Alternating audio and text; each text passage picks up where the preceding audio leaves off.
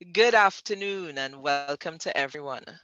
We are sitting with Andre Bagoo today, our poet and writer from Trinidad. Andre is an essayist as well and the author of several books, including the poetry collection Pitch Lake. That was published in 2017, not so Andre? Yeah. Yes? Yeah. And his essay collection, The Undiscovered Country. This was the winner of the 2021 OCM Bocas Prize for nonfiction. And his fiction debut, The Dreaming, is due out this year from People Tree Press. Um, Andre is also the managing editor of Moco Magazine. And let's start here, Andre. Can you tell us a little bit more about your writing? Because that's what we're here to discuss. Can you share with us the origins of your short story collection, The Dreaming, which is due in August, and also The Undiscovered Country, which is currently out? What were your literary influences for both? Well, thank you so much for having me, Lynette. It's a pleasure to be here. So, The Dreaming is a short story collection that is about a group of gay men as they search for sex, love, adventure, self actualization in Woodbrook, Trinidad. And the setting is really integral in my mind because I view the short story collection as a kind of a meta or postmodern sequel to V.S. Naipaul's Miguel Street, which, as Ah, you know, is famously set in Woodbrook. And truthfully, the book, it wasn't always in its final, in the form that readers are going to read. It was something that I came to or I arrived at over a process of years, and really the yes. stories in this collection took about 10 years to come together. I Wow. had always been writing stories. People know me, I guess, up until now, primarily as a poet and I guess as an essayist. But I had always been writing stories alongside my poems when I was growing up. And I reached a stage where I was in a writing group with people like Brianne McIver and Caroline Mackenzie, wonderful Trinidadian Ah, writers, whom you know, obviously. yes. Yes. And we would have our little writing sessions in cafes, and I started to write this, short stories, and I started to come up with this idea that I was going to write a collection. But this process was an Yes. incredibly long and slow one because, of course, you have to deal with life, you have things to do, you have to earn a living. And it was actually in 2020 when I was on the cusp of publishing The Undiscovered Country, when the Yes. entire world was locking down, as you know, literally for pandemic, that I really kind of moved forward with this idea of, oh, I'm going to become a fiction writer now as well. Around that time, I think The Undiscovered Country, it was due to be published at the beginning of the year, but then it was pushed back, and then it was pushed back Yes. again, as was the experience of many people who had books coming out in 2020. And I actually thought for a moment, wait, my essay collection might not actually ever be published, because I don't know where this pandemic was going to, everything was very uncertain and unsettled. Yes. So I actually began to think, well, what's my next book? And the answer was short stories. And it was during 2020 that I sent out the collection. And then about a year later, I think Jeremy Ponting of People Tree Press accepted it. And then I began to panic because I was like, what have I done? The Panic, world, you see, after so many years. yeah, the world is going to read this, and Yes. then there was this process now of renewed kind of attention to these stories. And truthfully, I really, in my conversations with Jeremy, in one exchange, he pointed out that there's a sense of place. There's a definite, really strong sense of place there in terms of Woodbrook, Trinidad, and it was around that time that I realized, well, yeah, actually, Miguel Street is also set in Woodbrook, and I have somehow inadvertently, without even realizing it, written the sequel. So when I got that idea in my mind, which was a really kind of intimidating idea to hold, um, Mm-hmm. I went back, Yes, I can I, imagine. I reopened the inquiry and I began to write more stories, rewrite existing stories, cut some, and there was a really frenetic and intense period of, I think all writers will experience this or know this or familiar with this of, this editing period is actually when the book is actually really coming to shape, taking its Yes, shape, so that's how the yes, dreaming came about. And well, the Undiscovered Country is an essay collection that tracks several different journeys from art to politics, from cultural studies to sociology, history, and even visual art. And in that collection, I was really interested in the essay as its own kind of art form and how that art form could be a useful tool for me to kind of explore a kind of a worldview of how I see things and how ideas are all interrelated. Um, and some of the literary influences on that book were some. I remember similarly when I was writing that book, I went through another intense period of reading everything I could get my hands on, all of the yes. famous essay collections out there. I read Salman Rushdie's Imaginary Homeland. I read some of my favorite authors had actually published essays that I'd never known about, like Margaret Atwood had an incredible essay that I was actually inspired by, and she has this essay on Kafka that I was inspired by. Um, I read Caribbean thinkers, C.L.R. James, Aimé Césaire, George Lamming's The Pleasure of Exile. Um, I read people like even Listen, the James canon is so Joyce. extensive. It was like it was a feast because I think a very important part of the writing process, certainly for me, is reading not only to sense and understand well what works and what doesn't work, or not only to see well what are the possible permutations and possibilities, but also to get that sense of energy from the writing of others, so that that frisson somehow comes across in your writing and on the page. And I think in both the dreaming and in the undiscovered country, ultimately, I reached the stage where I felt that energy of who I am and my own voice was really coming to the fore. And so it's been really exhilarating and really exciting. And I can't wait for people to read The Dreaming, certainly. It is interesting that you started speaking about voicing, because I think as amateur writers, as budding writers, I think that is what we are most concerned with. As in, how do you know when you're comfortable in your voice? How do you know when you've arrived at that voice?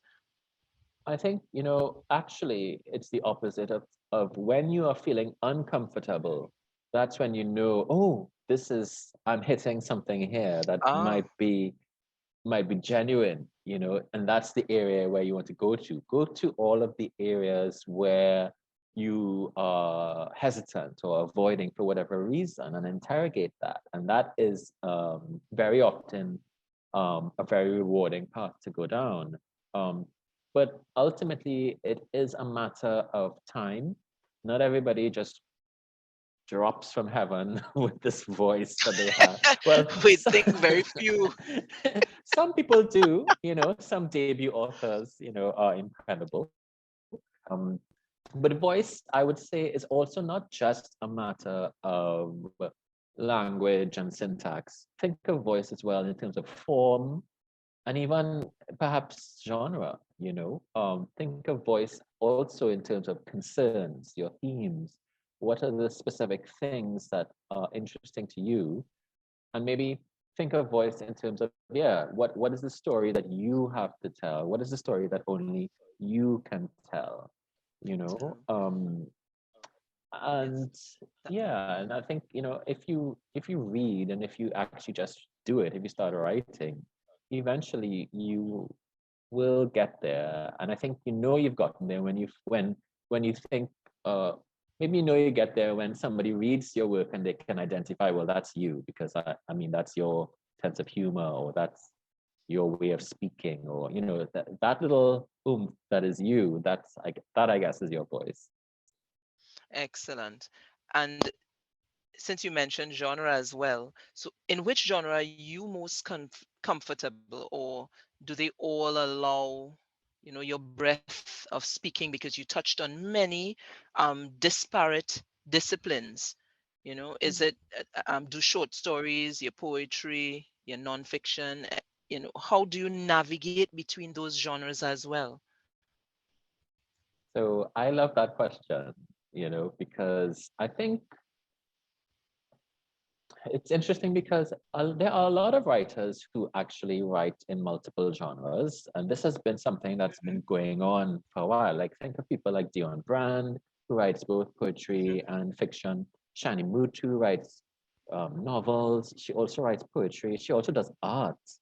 You know, Oh, um, and then go back in time to people like Dylan Thomas, who famous poet, but he was also an incredible writer of prose. He has left some really wonderful pieces, some stories behind.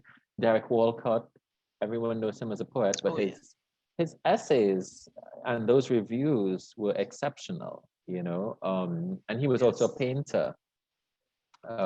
Naipaul, obviously Naipaul was a novelist, but Naipaul straddles genres quite impressively. One minute he's a fiction writer, the next minute he's a non-fiction writer, writing these, of course, we know sometimes these strong essays, right? Yes, yes. He went for the jugular, which, That's the whatever your better word. views, yeah, whatever your views, he went for the jugular. And yeah, so there is actually a tradition of all writers, and I guess the practical reality of being a writer is that to earn a living to be a writer, you very often have to write reviews, you have to do other things, you have to try, you have to do all these different things. And I have found that with me, it's very kind of interesting because sometimes I get one idea and I Mhm. write one thing, and then I find that I want to explore the exact same like theme in an essay. I want to expand it, and then I I find that I end up also exploring it in fiction, more recently. So I mean, and I guess at some stage, somebody somewhere might do a PhD and study all of these developments These lovely things. in Yes. but I don't really you can't really think about it too rigidly or too dogmatically. I find that sometimes the idea equally just comes complete and whole with the genre attached. So I might get an idea for a poem or an idea for a story, and it wouldn't be like, oh, I just have an idea and I don't know which genre I want to go in. When I Yes, they formulate the naturally idea, come together. most of the times it just happens. I just know, oh, this is a poem. um uh but over time, I guess I end up repeating myself in the different genres, but nothing wrong with repetition, which is as we know, a key technique of poets. Correct. And again, nothing wrong with repetition of theme, but your expressions will always be new and novel and, fresh. Yeah, Yes. and there are things you get to And say that are, for example, if I say something in a poem, and in the poem, sometimes you're not saying things because you're not trying to be didactic. A poem is its own kind of, it's very complicated and fascinating, and but sometimes the poem is communicating by withholding communication. But when you move from that to something like an essay, where you can also you can say clearly, well, this is the idea I had, but furthermore, the essay itself, as in The Undiscovered Country, can straddle so many different hybrid kind of forms. So in that book, I have yes. verse essays, which are basically essays written as poetry, written in poetic form, and I even have visual essays that are just Yeah. visual. So um, for me, it's all very organic. And that is really interesting to actually imagine the words performing on the page and not just a static reading. So that's really interesting. And going back to of course, writers, artists, or creatives, they do have to earn a living from their craft. What does success look like for you in if I might ask? I Ultimately. I don't know. Can you tell me? Tell me when you find out. um, I guess Well, I'm I don't want to prejudice it, but I'm certain it would seem like a balance between earning your living and being hmm, respected by your peers for your craftsmanship. well, that is a great. I mean, yeah, that's an interesting kind of question because, of course, there are many different ways we can view. Well, how do you define a success? Is it, as you Hmm. said, the respect of your peers? Is it sales? Is it that ability to just rest easy and not have nightmares, wondering, well, how am I going to keep this roof over my head? How am I going to feed the Yes. dog? What, what's Yes, let's not forget the Let's pets. not They're forget very the pets. important parts of our Very families. yes, Yes. yes. Several dogs appear in the dreaming, and they are an integral motif. Um, um, Yeah. and I guess success for me is probably the thought that somewhere out there is one person who has been touched or might be touched by something that I've written. And I know success would always be, if defined as such, it would always by its nature be something private that I might not even ever come to be aware of. But if that thought comforts me, the thought that, well, if there's just one person out there, one little boy or somebody who is just reading this and thinking, ah, yeah, that's my experience. And that for me, that is success. Great. Um, well, if you didn't write for a living, what would you choose to do? Wow. Ah, Hmm. So we're talking about in a fantasy world or just realistic world? Like if I could do anything or yes, let's go that route. If you let could do anything, I think if I could do anything, I would be a dancer. I really would, what because type? What type? I would be into modern dance. And I would love to be a Lovely. choreographer. Um, yeah, I have done some dancing. Unfortunately, I have two left feet, so it's not for me. I'm not gonna become Nijinsky especially at this age. Um, but if I could, I would do that. Or Yes, I maybe would think that a left and a right foot would be integral to dancing. it would. I mean, there could be some modern pieces, some avant-garde kind of things that may not require, but yes. But Um, perhaps yeah, not just yet. not yet. We're not. The world may not be ready for that. But maybe a painter as well because I love art. Ah, And I mean, so that would be great. But I think realistically, like if we're in the real world, then if I literally wasn't doing this, I would love to be like an investigator or a philosopher. mm, Right. Well, a philosopher, maybe not, because I can't imagine somebody paying me to be a philosopher outside of the academy, but certainly an investigator, because I think as a writer, I'm drawn to large, um, complex situations and large quantities of facts in which you have to really skillfully sift through and navigate what are the telling details that might help you illuminate the truth of something. And I admire the investigative craft for that. And it's certainly a more reliable way of unraveling or dealing with epistemological issues than philosophers who some of to some extent they don't really care about the real world, but to some extent they do. They care about the essence of life itself. the essence of it, But yes. yeah, there's no greater truth than what philosophers are trying to grapple with. But Wittgenstein, for instance, famously was like, forget about it. Don't waste your time becoming a philosopher, or philosophy is useless or something. And he's one of the best, like, the most acclaimed philosophers ever. But yeah. So yeah, an investigator or philosopher, I feel. But it's interesting that all the jobs that you've mentioned, they all you need all those particular skills within your writing. You're investigative, but even the expressiveness of dance and art, because that's what you do with your words. Mm. It's just expression in a different form, and it certainly speaks. It certainly speaks to your soul and what you perceive as your purpose, perhaps. Wow. Yeah. I mean, I love it. That's a wonderful way of thinking about it. And yeah, I guess maybe those answers were really very telling, in terms of my Yeah, own, I my think so. yeah, yeah. No, it is true. I mean, there's room for that sort of reading, and certainly some of the things you achieve to do as a writer, are very much along the same lines. You aim to interrogate characters and to interrogate the truth, to understand, to connect.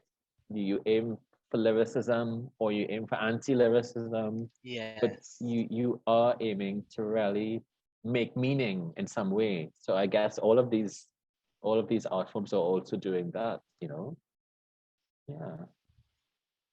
Yeah, very interesting. Yeah.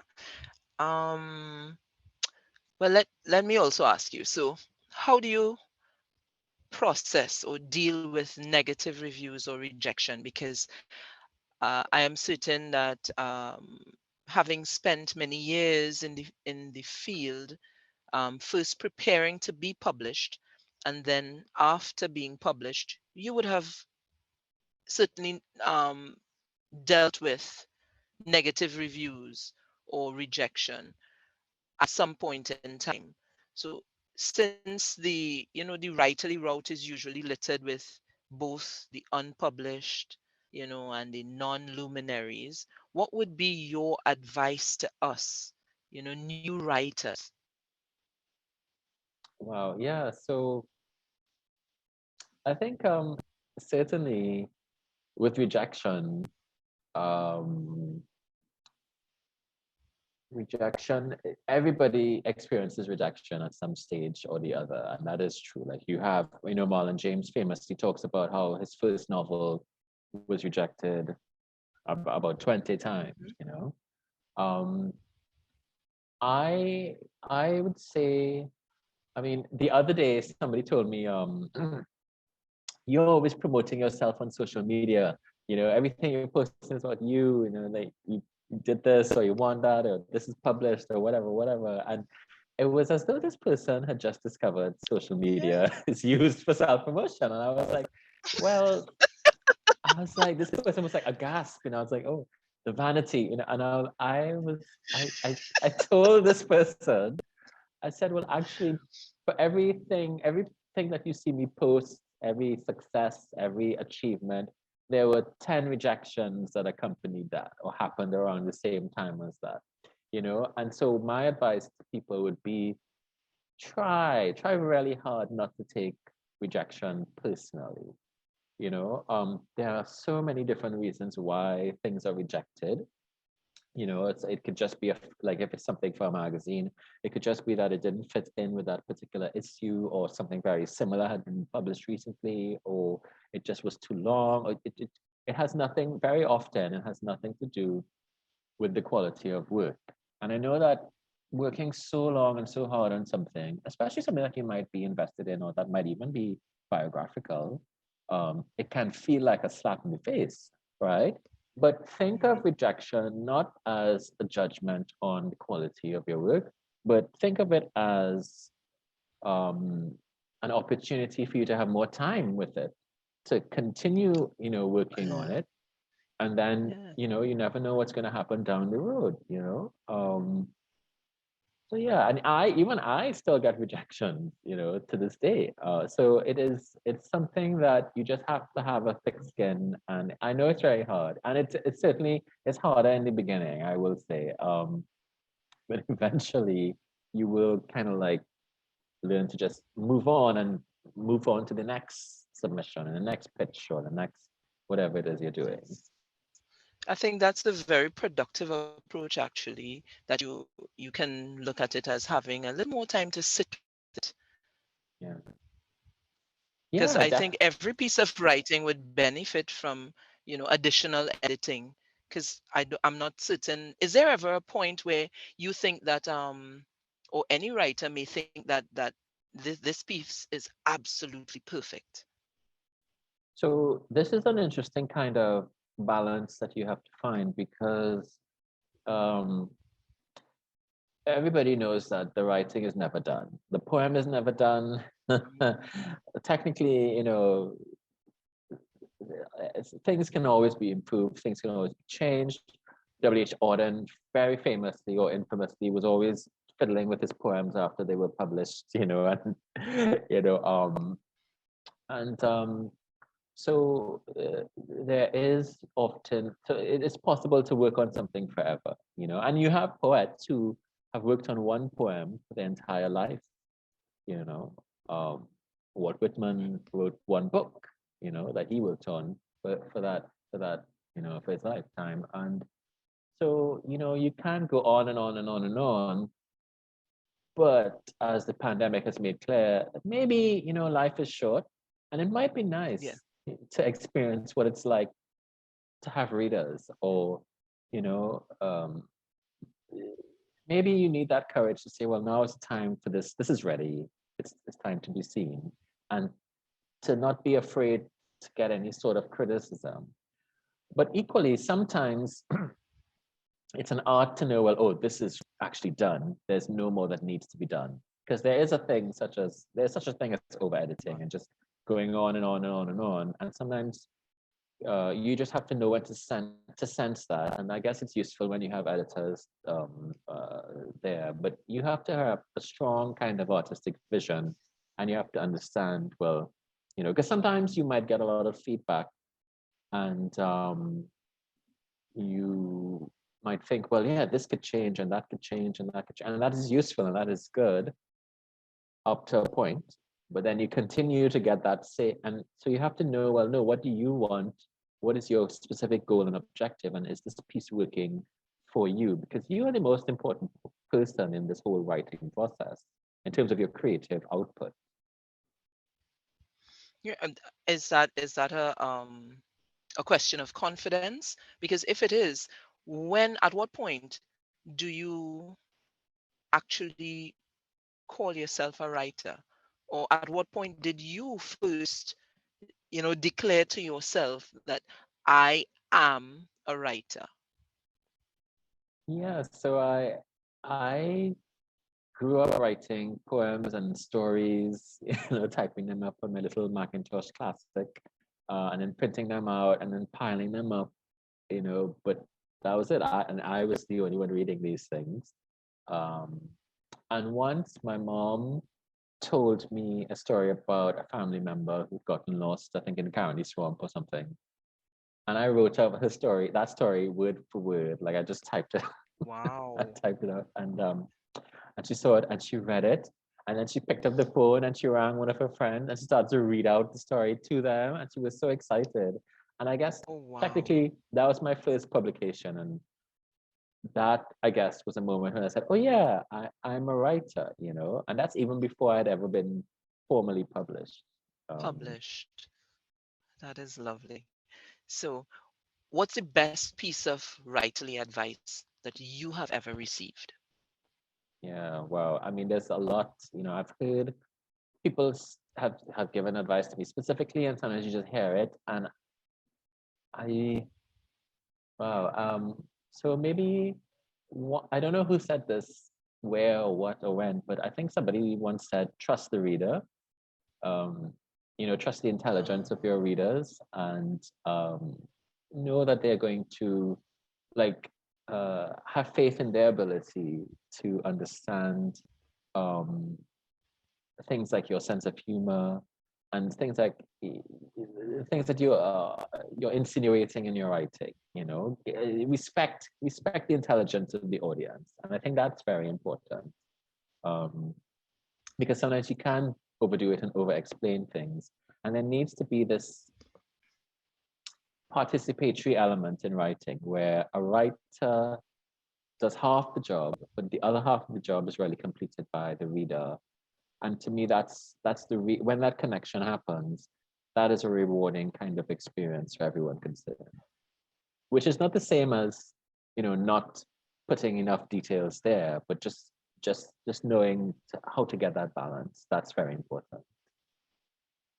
Yeah, I think that's a brilliant way of looking at it because as a reader, just like I've always been a reader, and yes, too, you've always done your writing on the side, but it is that connection that draws you.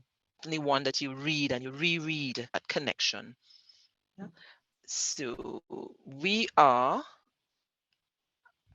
actually spent quite a lot of time together, Andre.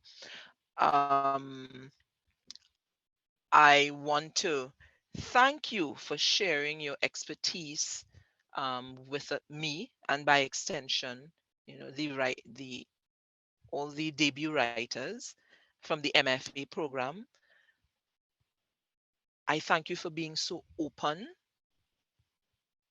to sharing with us, and certainly for always being available and willing. I think that that is very important for us as we see ourselves as beginner writers. So, having said that, before we go, what do you see as the writer's role in society? How do you see the writer functioning? So just to say thank you so much for having me, and it's such a pleasure, and I really have been enjoying your questions. Um, the role of a writer, I think writers make meaning, and to some extent, there's no normative claim over whether a writer should or should not do this. But I could say one thing that a writer can do that that perhaps marks a writer out is connect. And a writer can connect, not only connect the writer and the audience, but the writer can connect members of the audience with one another, and the writer can connect the present moment with the past. The writer can connect the present moment perhaps with the future, Um, so all of these relationships are what writing is all about, in my opinion. Right? I could not have asked for a more creative or inspired response to that question because I was particularly interested in that. Thank you so much for it. Thank you for your time. And I am looking forward to reading your new book. I am certainly going to be there to purchase. And if I can, I will share feedback with you. I'll sign a copy Thank you gladly. so much. Thank you. Thanks for having me.